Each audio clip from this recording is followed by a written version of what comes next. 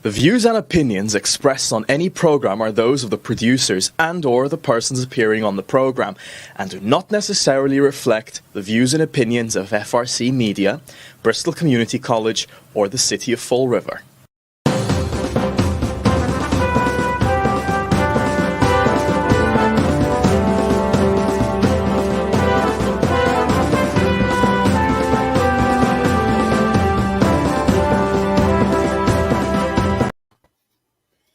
Well, hello. Welcome to Spindle City Straight Talk. I'm Chip. And I'm CJ.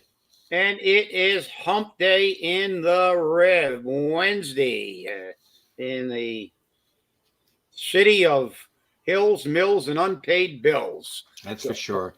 So let's off we go. Yeah, and I have a sad announcement. Friday, we will not be having a show. I will be attending the final services for Leonard Kaplan. This is very emotional for me. And I'm sorry that I can't be here to do a show on Friday, but I think that my presence at Lenny's final services is necessary. And I know that there'll be many, many, many people from Fall River who will be present. And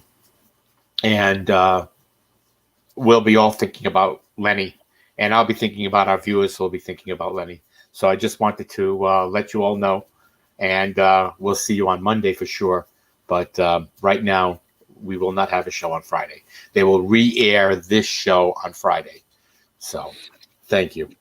Well, I know you were very close to Lenny. And Lenny was as I said, he did a lot for this community. He was involved in this community for a very long time. So,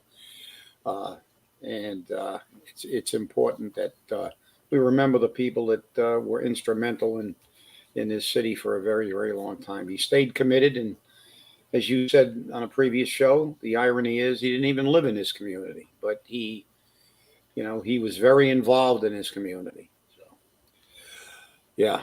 So may you rest in peace. So let's see. What do we talk about first, CJ? I don't know. There's so many things to talk about, but the campaigns are going. There's allegations of harassment by the one side, and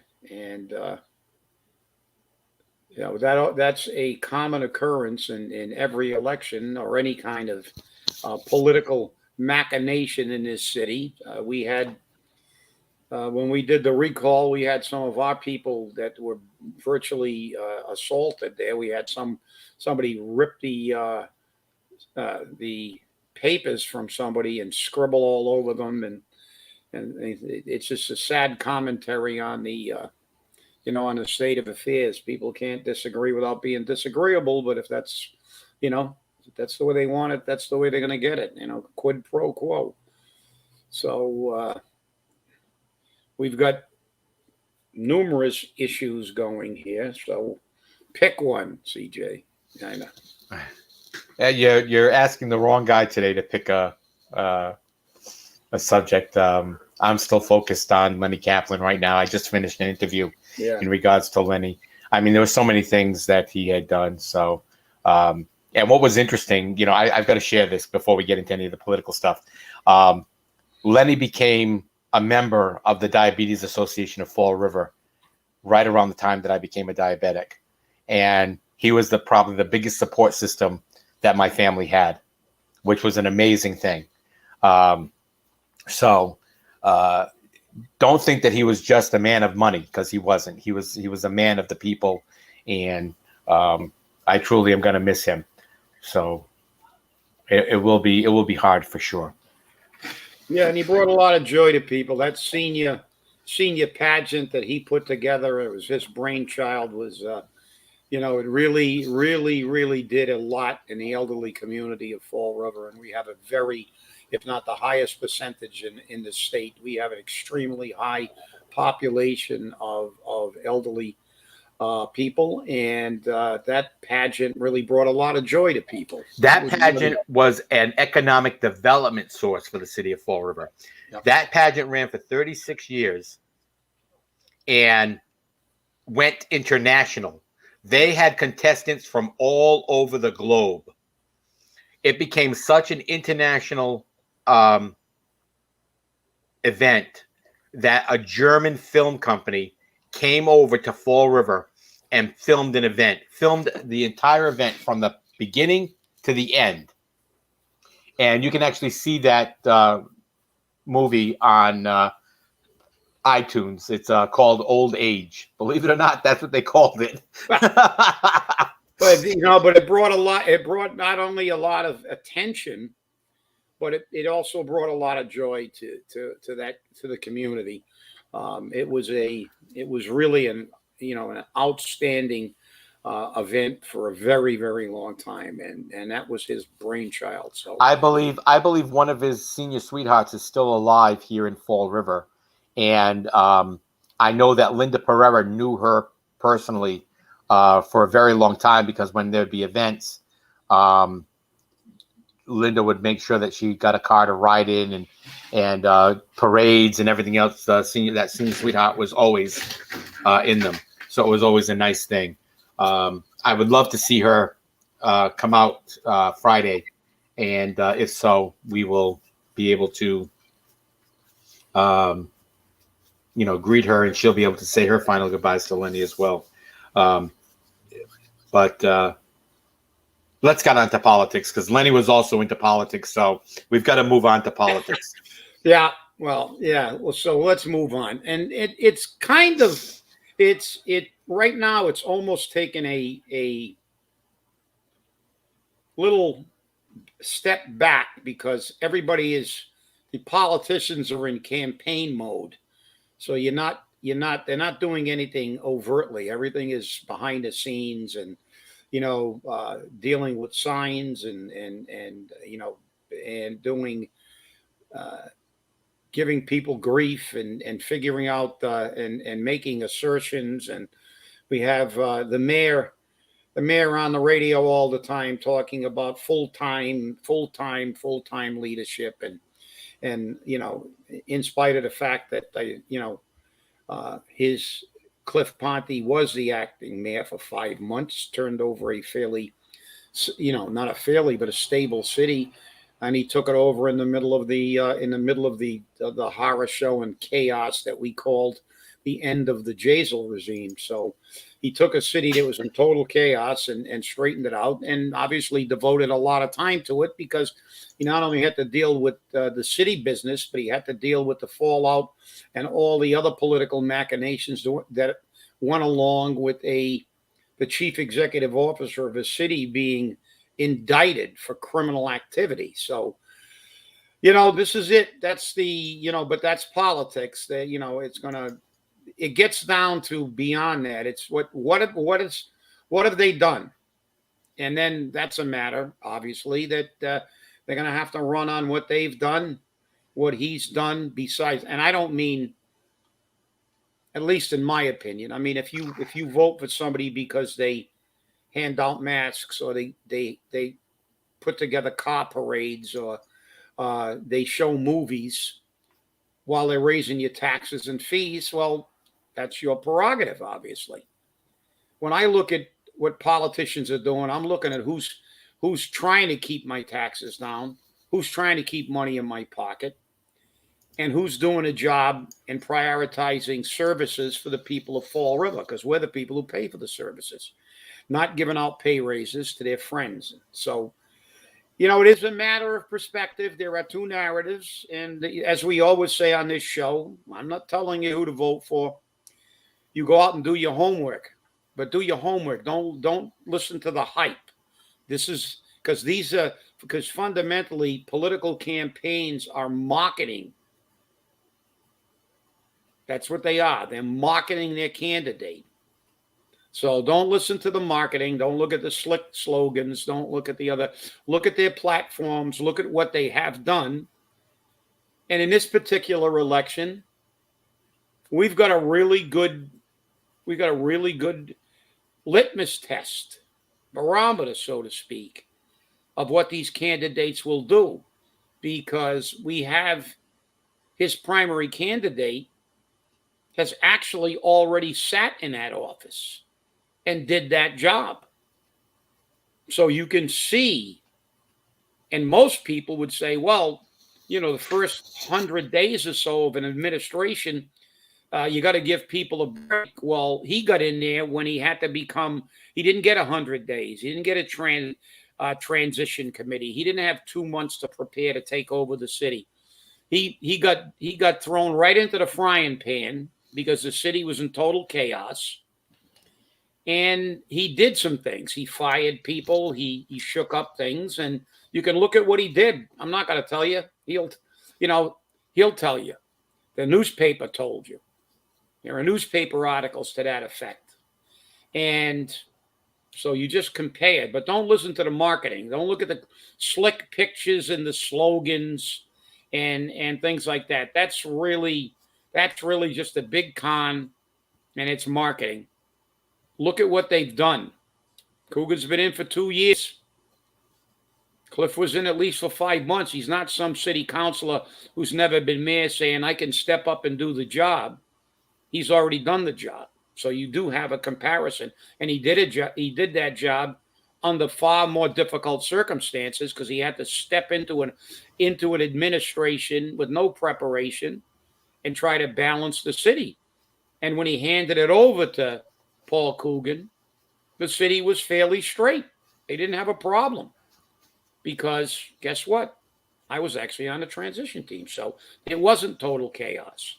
The city had been stabilized. So like I said, don't believe the hype. This is where we're at. And things are kind of like they're more concerned with the campaign than they are with doing anything overtly. They're going to save that till the final stretch. But it's always like that, though. It's always like that. I mean, we hear all the stories, right now, Paul's made a change in his campaign strategy to full-time leadership.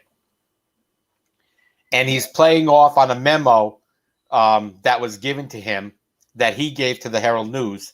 And Cliff cleared that up.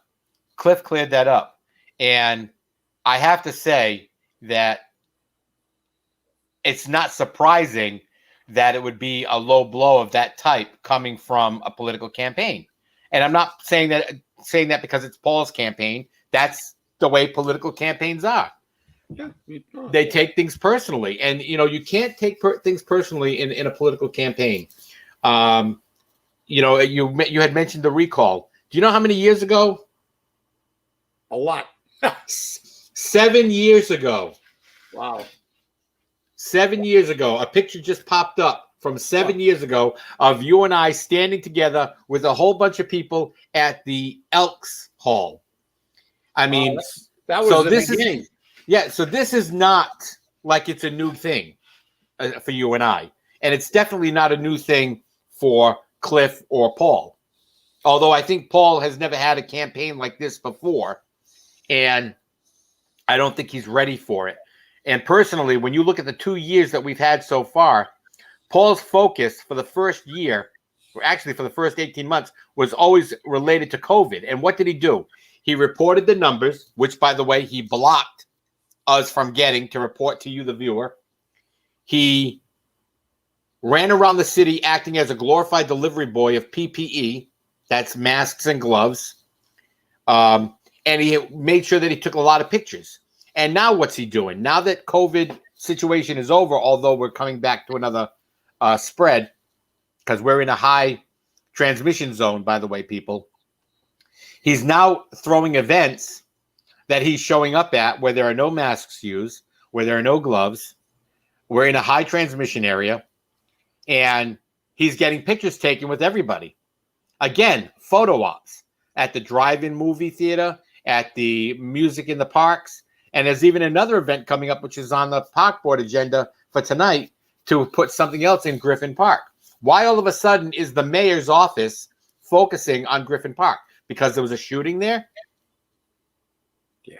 Well, is that supposed to cover it over? Is that supposed to say, see, look, we're healing it. We're healing it. That's not how it works. That is not how it works.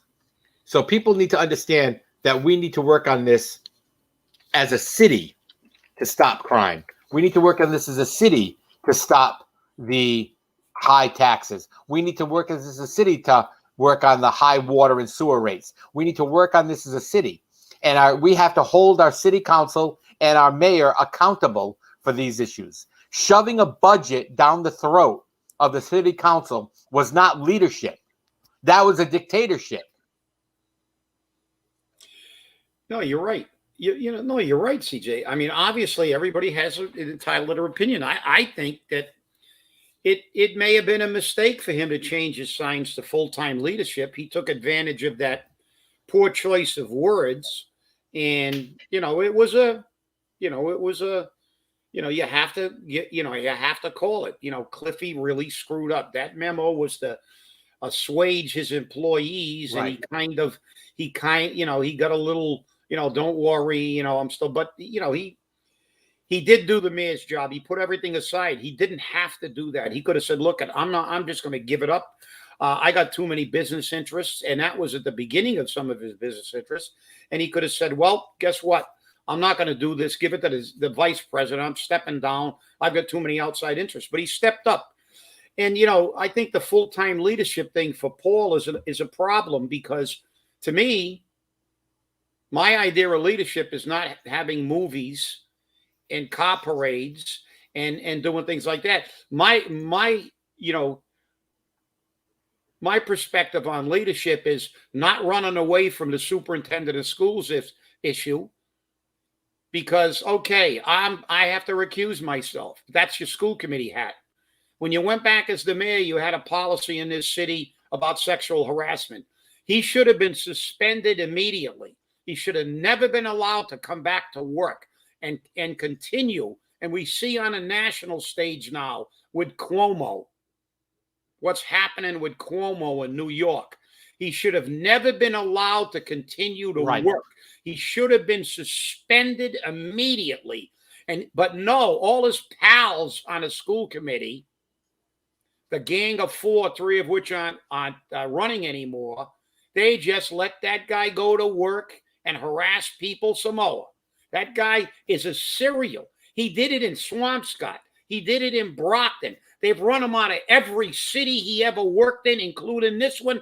And now he's again lobbying to suppress this so he can try to get another job. Shame on the school committee in the first place for hiring him. And as a matter of fact, Jazel did not want him. So as of all the bad things Jazel did, Jazel obviously saw something in this guy that wasn't good for Fall River. Okay. Unlike Paul, who came back to Fall River just to get Meg Mayo Brown off the school committee, off the school department, get her out of here and have her terminated or not renew their contract. And then he stayed on the school committee and hired a serial abuser.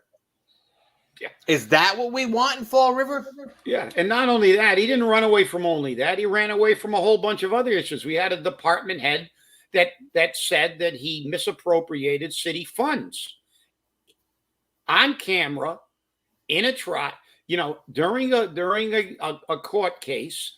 And what did he say? Oh, I'm not going to do anything right now. I'm going to wait for the transcripts. Well, that's what you used to do in the school department. Let's have a study. Let's have a thing. Now he's going to get a plan to have a plan at the Flint.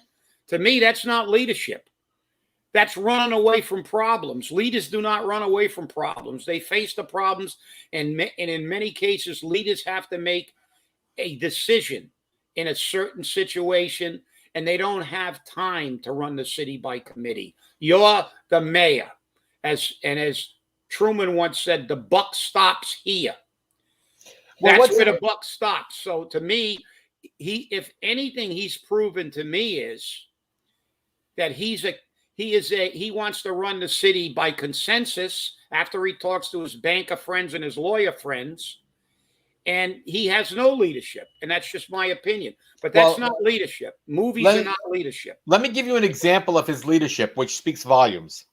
Carlos Caesar, president of the Flint Neighborhood Association, had a meeting scheduled at the community room at what is that? The Curtain? Not, it's not Curtain Factory Outlets. It's one of the mill apartment buildings on Alden Street, and the city rents that for $1 a year for 99 years. But part of the contract for that says it must remain a community room. When Carlos was ready to do it, Carlos even had a volunteer who was going to open the community room for him. The Council on Aging, now remember, they represent the mayor. Any way you look at it, all these departments represent the mayor. The Council on Aging turned around and said, no, Carlos can't use it for his neighborhood meeting. And Carlos fought it tooth and nail. And Carlos said, they said, you can't use it because we don't have the people to open the room for you. Carlos said, I've got the volunteer to open the room. She doesn't want to get paid. She'll open the room. Lo and behold, they said, no, you can't have it. A call was made to Ann O'Neill Souza. Now, all of a sudden, it was brought up the fact that that contract for that room made it a community room. All of a sudden now, they're saying, okay, yeah, you can have the room. They had the room. The mayor was present, and the mayor turned around. Here's the leader. Here's, again, an example of great leadership. At about 10 minutes to the end of the meeting, he said, okay, we've got to get out of here. We've got to leave. We've got to move. We've got to lock up. We've got to get going. And he tried to give them the bum's rush out of the building. That came from more than one person. Carlos wasn't the only person who told me that. And you have to look at it and say, what was the big hurry to get people out of there? Carlos used to use the Fonska school and one of the housing, was it Baresi or Cottrell apartments for meetings too, just to bring it to the people of the Flint. And this was a rush to get out of the meeting because he didn't want to deal with it. Now, all of a sudden, Ann O'Neill Souza wants to have a meeting with Carlos, Mike Dion. I don't know if the mayor's going to be there or not. Ann O'Neill Souza and the Council on Aging to work out the problem with using the room. Why do we need to work out the problem? And why does Mike Dion have to get involved? Oh, wait, that's right. Mike Dion was there at the signing of the contract with the developer of the apartment complex. So is this going to be leadership by committee again? Well, yeah, well, I mean, look, we've seen the way he obstructs anything that doesn't go with his team agenda. The fact is, what happened? We had the public safety meeting. Councilor Peckham scheduled a meeting. He found out about it, and he piggybacked the meeting and then tried to spin it and say, well, we can share the meeting. Well, somebody actually showed more leadership than you and immediately scheduled a meeting on public safety. And then you decided, you went, hey, I got to show up to this too, because there were shootings. But what is that? Leadership? No, I mean, in my opinion, he was the fact is that he's always worked in a capacity of being an assistant, a vice principal, working under a principal, a guidance counselor, working under a whole bunch of people. And, he was never really put in any leadership positions. He always had somebody turn around and say, what do I do, boss? And now you're the boss. And I think it's showing. If you look at someone who had a leadership role, i.e. the presidency of the city council, look at the difference when he stepped into the office in the middle of chaos. What did he do? First thing out of the gate, the guy pled guilty. He's working for the city. He's not working for the city anymore. Beat it. And he fired him. Right. And so there's the difference. Somebody who's used to being in a leadership position. It's just like the fire department, ironically enough, who we saw an example of. Somebody wanted to go from lieutenant to chief. You can't. Because when you go from firefighter to lieutenant, you have a limited scope of supervision. You're not at major fires giving orders. You have to learn. You have to learn to be a leader.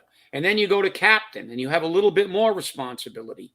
But you're still only in charge of one truck, one piece of apparatus, and whatever that piece does.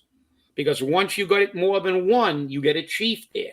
Now when you go from captain to chief, That's the maximum step about responsibility, because you go from being in charge of one crew to being in charge of everybody on the fireground, all the trucks, all the strategic decisions, all the tactical decisions. And you just can't go. It's like getting a PFC in the Army and making him general of the Army and putting him in charge of the D-Day invasion. That can't happen. That's the reason that every chief on a fire department walked out when Flanagan made that appointment, because that's not the way it has to be done for efficiency and for the safety of the men and the public. You gotta, that's a huge step in leadership. And unfortunately, he doesn't have the background. His resume has no leadership in it. He's always been a subordinate in some capacity to somebody. Because remember, when there's a major fire and people are hanging out windows, all the officers look at the chief and go, what are we going to do? And then the chief has to coordinate. A lot of responsibility. Same thing in a police department. When there's a major issue, there's a senior officer in command, the incident commander. There's actually an incident command structure. So the thing is that Paul was never a leader, and unfortunately, he's still not one. Even in the school committee, he wasn't a leader. Mark Costa was the leader. So we have to look at those things. And again, he hasn't taken the necessary decisions on how to handle problems that came up. We had a sexual harassment complaint in the fire department. We had sexual harassment complaints in the school department. Nothing was done. Nothing was done. We had police officers which are not putting evidence away properly. Again, nothing's done. A 25-day suspension isn't enough. A lot of people in the community want that officer fired. And what could have happened was the mayor could have taken the heat off the chief and said, look, I want him fired. It's that simple. Get rid of him. Because there's enough evidence there to do that. But again, hey, it is what it is. Hey, do you remember that political jingle from a long time ago? Ernie Ladera. He'll be a full-time mayor. Mayor. Yeah, they had the jingle. And he didn't make it through the primary, by the way, in that one. So maybe Paul should use that jingle for himself, because he's going to need it, because I don't think he's going to be a full-time mayor, that's for sure. But because I don't think he's been a full-time mayor now, because everything he does that we see is always in the community, being at picnics and concerts and movie drive-ins and, cutting ribbons. Ceremonial. He's all ceremonious. There you go. I hate saying that, but the question I have, CJ, is, does it matter if you're full-time if you're not doing anything? Exactly. What difference does it make if you're there from 9 to 5? Right. If you don't do anything that's constructive for the people of Fall River, if your claim to fame is really diversionary things like let's keep everybody happy and stuff a sandwich in their face while I raise their taxes and their fees, let's have a movie in the park, and that makes everybody all better. It reminds me of that Bette Midler song, From a Distance. Everything looks wonderful. That's right. The world can be in chaos, but from a distance, so at the movies, everybody's happy until there's a stabbing or something like that. But, to me, that's not what I want as a mayor. I want a mayor trying to say, for once, give me a tax break. For once, give me a break on my damn water fee. I want to be able to have some money in my pocket. Don't give me a sandwich and then raise my taxes every year. It's an expensive sandwich. So that's the most expensive sandwich in the world. Amazing. Hey, I was going to say something and it just slipped my mind now. But you have to admit that unless you take initiative to handle these situations that come up, there's no leadership and there's no way of running a government. You can't run by commission. You can't run by concessions.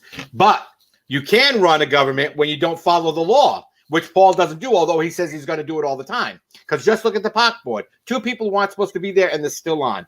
Well, we're out of time, people. Thanks for watching. And remember, stay safe, stay angry, hold your politicians accountable, and please take a moment to remember Lenny Kaplan. Have a great day. We'll see you on Monday.